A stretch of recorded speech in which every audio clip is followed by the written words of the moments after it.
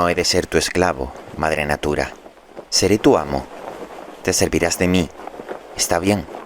No quiero y no puedo evitarlo, pero yo también me serviré de ti. Yo tendré mis árboles, que no serán como los tuyos. Tendré mis montañas, tendré mis ríos y mis mares. Tendré mis cielos y mis estrellas. Yo te responderé que mis cielos y mis árboles son los míos y no los tuyos, y que no tienen por qué parecerse. Ya no podrás aplastar a nadie con tus pretensiones exageradas de vieja chocha y regalona. Ya nos escapamos de tu trampa.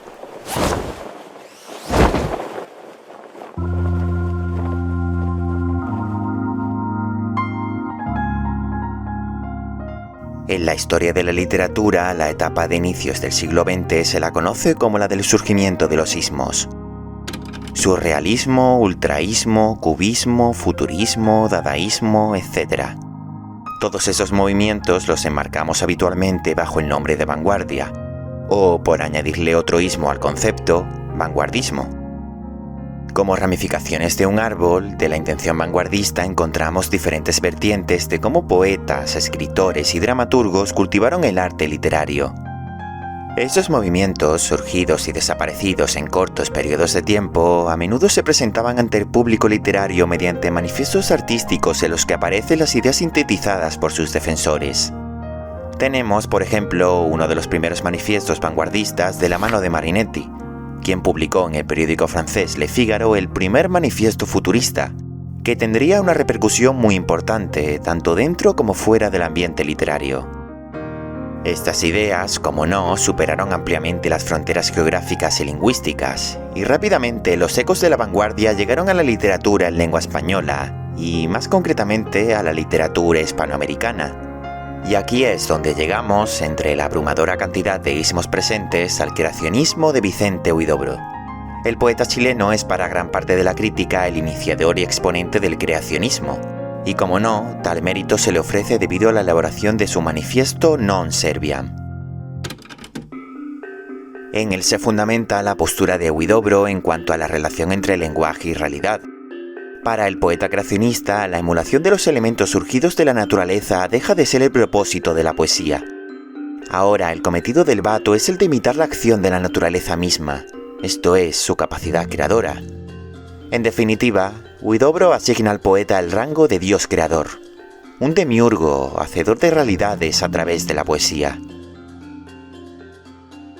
Su concepción de la labor del poeta se ampliará una vez que llegue a París, donde se verá influenciado por las corrientes vanguardistas de Europa. En esta etapa, la estética de Huidobro se consolidará al conocer los puntos de vista ofrecidos por otras corrientes paralelas al creacionismo. Todo ello converge en la que es para muchos su obra cumbre, Altazor o El viaje en paracaídas. Vuelve a hallarse entre nosotros, de paso para París, el gran poeta chileno Vicente Huidobro. El poeta, que repite con más virtud propia el milagro ruberiano, ha superado sus osadías líricas de ecuatorial y poemas árticos, evitando el peligro de una regresión, aventuradamente presentida por algunos, y es portador de un libro todavía inédito, en que se resuelven arduos problemas estéticos. La crítica parece concordar en la opinión de que Huidobro planeó la publicación de Altazor en lengua francesa. Antes de su publicación surgieron varios fragmentos del poema, todavía inacabado, como el presente en La Nación en 1925, con el título de Altazur, fragmento de un viaje en paracaídas, texto traducido del francés por Jean Aimard. Altazor tuvo un proceso de elaboración de unos 12 años, siendo finalmente publicado exclusivamente en español. La entrega del borrador final se realizó junto a otra obra, Temblor de cielo, que fue publicado unos meses después que su predecesor. Por este mismo correo le mando mis libros Altazor y Temblor de cielo. Altazor es ya muy viejo y seguramente usted conocía fragmentos de él, pues ya se había dado en muchos diarios y revistas, tanto en francés como en español, desde hace más de 10 años. Esto aparte de las lecturas, 3 o 4 que yo había hecho de ese poema. Pero era necesario publicarlo una vez por todas. Mis amigos me lo pedían constantemente y al fin el pobre encontró editor. ¿Cuántas veces fue rechazado? Es un libro que tiene, sin duda, una importancia histórica, porque en él están marcados todos los caminos que yo he seguido después, y tal vez nunca podré salir de alguna de sus rutas. Es comprensible que, dado que el poema fue compuesto en diferentes épocas, se perciba ciertos cambios de tono a lo largo de él. Su violento acercamiento a la política chilena o la divertida anécdota de cómo raptó a su amada pudieron influir en cierta medida en su actitud lírica. Es por ello que resulta difícil establecer una unidad en Altazor. El poema, además, posee una gran extensión de versos. Este se encuentra estructurado en 7 cantos, conteniendo el primero de ellos casi 700 versos. El problema de su longitud radica en que, al contrario que la poesía épica, en la que los poemas extensos estaban sujetos a una narrativa para unificar el contenido, Altazor, debido a su carácter lírico, debe propiciar esta unión mediante otras técnicas. Para ello sirve el subtítulo de la obra, Viaje en paracaídas. La trayectoria que se efectúa en caída libre es el tema bajo el que se sustenta el poema, y en torno a este encontramos 2 ejes: Altazor, protagonista de la obra homónima, y su acción en el espacio, que es su viaje en descenso a través de las alturas. Ya desde su prefacio en prosa se nos anticipa cómo será esta caída por el mundo de Altazor. Este mundo no corresponde con el real, de la naturaleza que Huidobro rechazó en su manifiesto.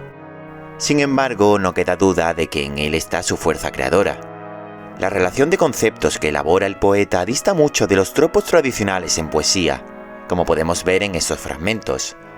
Pero esto lo desarrollaremos más adelante, pues todavía nos encontramos en el terreno de la prosa.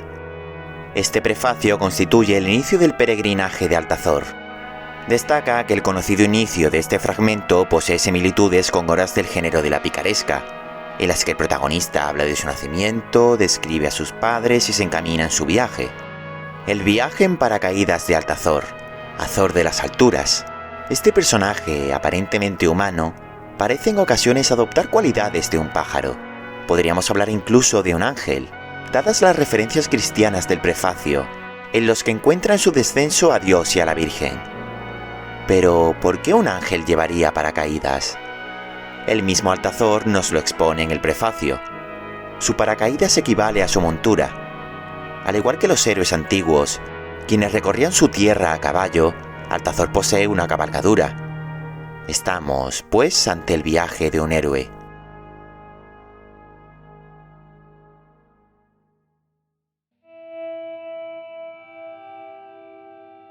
De esta manera comienza el canto primero de Altazor. Ya alejados del aspecto risueño del prefacio, el poema se abre con un tono más doloroso. Ahora comprendemos lo que Altazor quiere decir cuando expresó que hemos saltado del vientre de nuestra madre o del borde de una estrella y vamos cayendo. El canto primero trata sobre el significado de la vida y el descubrimiento de que es una caída que nos lleva a desaparecer. Encontramos en el canto algunos motivos del porqué de esta angustia en la voz poética de Huidobro. La pérdida de la fe o la decadencia de Occidente se exponen claramente en sus versos. Este desencanto con la vida le lleva a rebelarse contra sus propias circunstancias. Desecha de esta manera la necesidad de sufrir, la perseverancia o la aceptación de la muerte. Altazor exige un cambio, un milagro que le otorgue un sentido a la vida.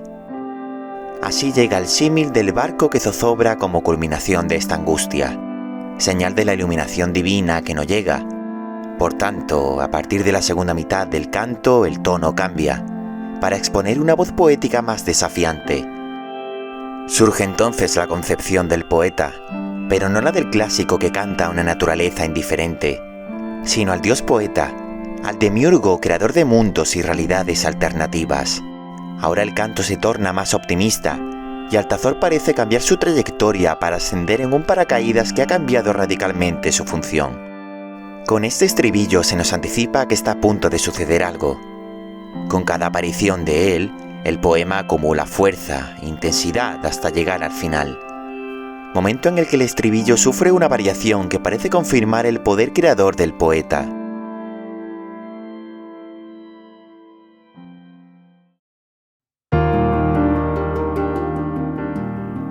El canto segundo de Altazor parece ser completamente independiente al resto del poema, pero se desconocen las causas por las que Huidobro optó por la inclusión de este.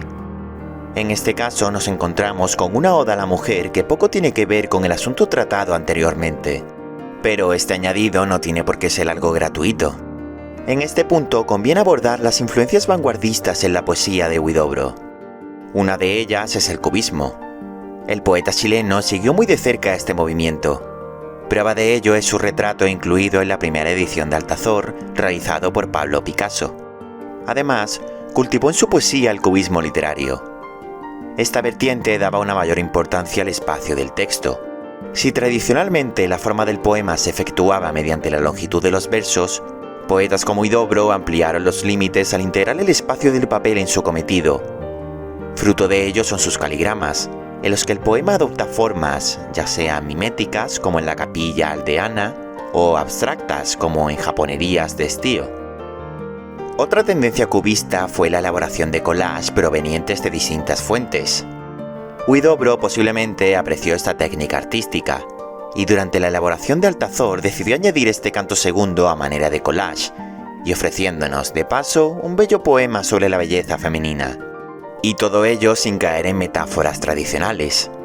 Ello hubiera atentado contra su manifiesto creacionista en el que, como recordamos, decidía dejar de cantar a la naturaleza e independizarse de ella en la medida de lo posible. La metáfora es un tropo que abunda en este canto y en todo el poema, pero poco tiene que ver con el uso que ha tenido tradicionalmente. Pongamos un ejemplo. Cuando Luis Gálvez de Montalvo compuso la metáfora Las perlas de tu boca en 1582, seguramente constituyó una novedad, pues no se encuentran registros anteriores de otro poeta español que hubiera hablado en estos términos de los bellos dientes de una dama. Sin embargo, ya en época de las vanguardias, este tipo de poesía resultaba manida. Por este motivo, Huidobro rehuye de la forma de hacer poesía anterior a su tiempo. El uso que efectúa Huidobro de la metáfora va por otras vías. Si en el ejemplo anterior las perlas de tu boca podían extrapolarse a unos dientes espléndidos, es por su relación con la blancura y la belleza. Las metáforas de Altazor, de corte creacionista, no dependen de esta relación. Es el propio poeta, como creador, el que las elabora según su concepción de la realidad. Además de esa elección deliberada de imágenes, notamos una constante de ciertos elementos que confirman otro movimiento que influyó en la elaboración de Altazor: el futurismo. Huidobro no llegó a reconocerlo, pues veía en este movimiento una exaltación de la fuerza y lo muscular. En su arte poética expresó lo siguiente en tono irónico. El poeta posiblemente despreció el futurismo de Marinetti por tratar varios puntos opuestos a su concepción del arte.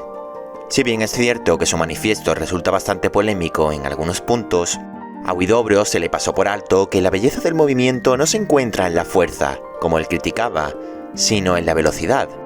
Y atendiendo a este punto, destaca que Altazor contiene varios elementos futuristas, no a los creados por el hombre, como proponía Marinetti, sino en creaciones de la naturaleza, como la órbita de los astros o el movimiento de los meteoros, estrellas y cometas. Estos elementos impregnan todo el poema, y son bien visibles en el canto segundo, que finaliza con una terrible suposición. Si la mujer muere, esta velocidad apreciada pierde su sentido. La mujer es, por tanto, el elemento necesario para la realidad.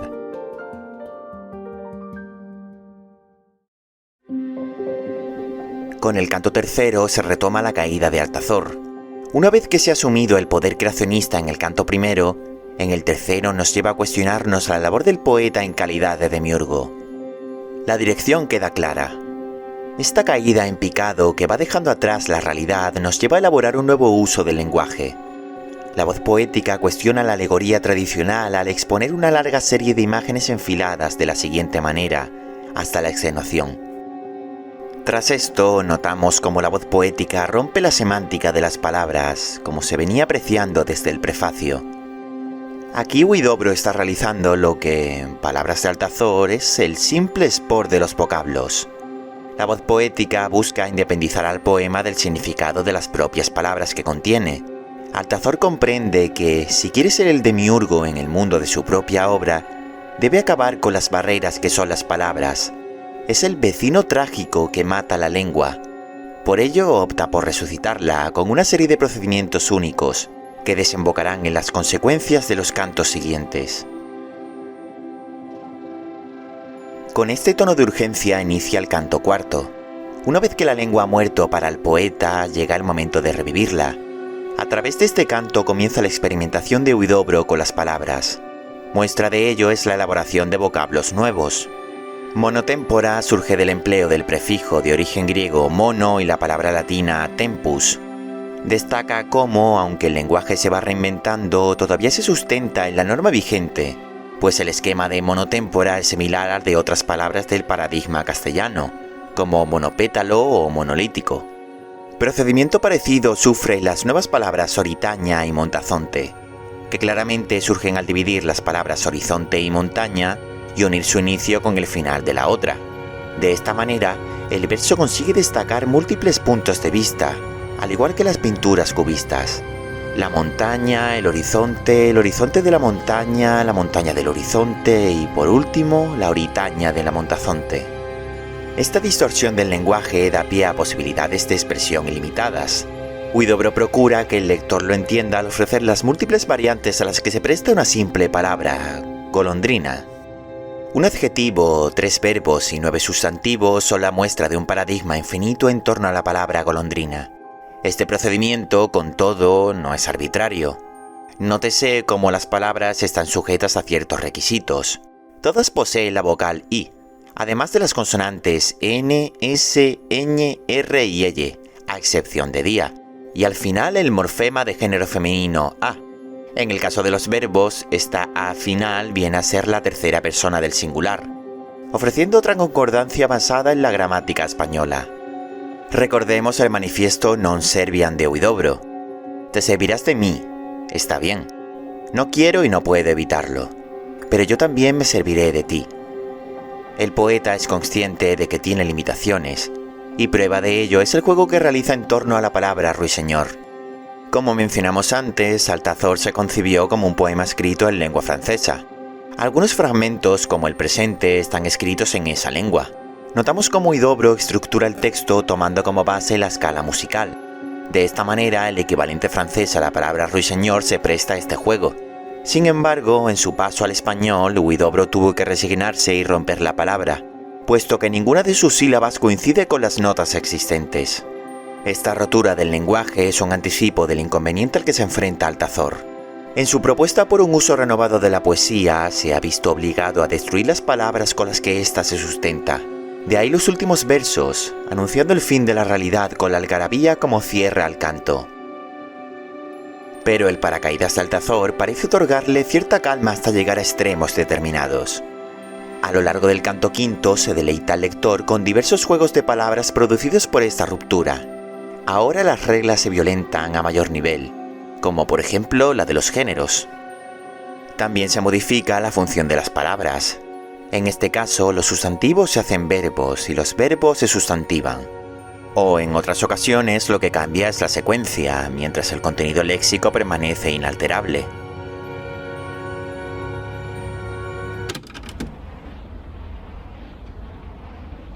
Jugamos fuera del tiempo, y juega con nosotros el molino de viento.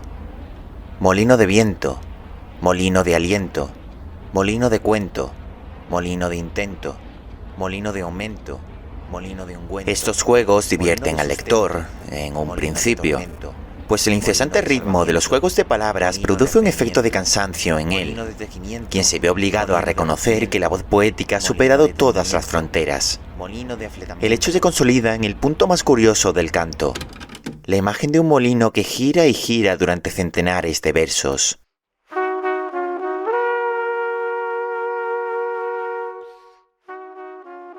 Y a este punto llegamos al callejón sin salida en el que se encuentra Altazor. Al llegar al canto sexto, el poema pierde todo significado. Lo único que prevalece es la musicalidad de los vocablos, pero no hay mensaje alguno. Todavía existe cierto reconocimiento del léxico, y se perciben patrones rítmicos de la poesía tradicional, como el octosílabo y la repetición de fórmulas características del romance. Pero todo eso se pierde en el canto séptimo, con el que finaliza Altazor. Aquí el lenguaje ya es completamente inventado. Tan solo prevalece el sistema fónico del castellano, pero nada más. El viaje de Altazor ha finalizado. Debido a la complejidad de esta obra, mucho mayor de lo que hemos podido abarcar en este análisis, No queda claro si Altazor de Vicente Huidobro es la culminación del creacionismo propugnado en su manifiesto o el fracaso de este. ¿Consiguió el poeta su cometido de rebelarse contra la naturaleza? No estamos seguros de que ese debate se resuelva pronto. Lo que sí queda claro es que el viaje de Huidobro a través de los 12 años que le llevó terminar Altazor culminó con esta obra, tal como se nos presenta el día de hoy. Por tanto, creemos que el viaje de Altazor, más que una caída, es un lanzamiento calculado hacia zonas inexploradas de la poesía española. Su atrevimiento es, por sí solo, todo un triunfo.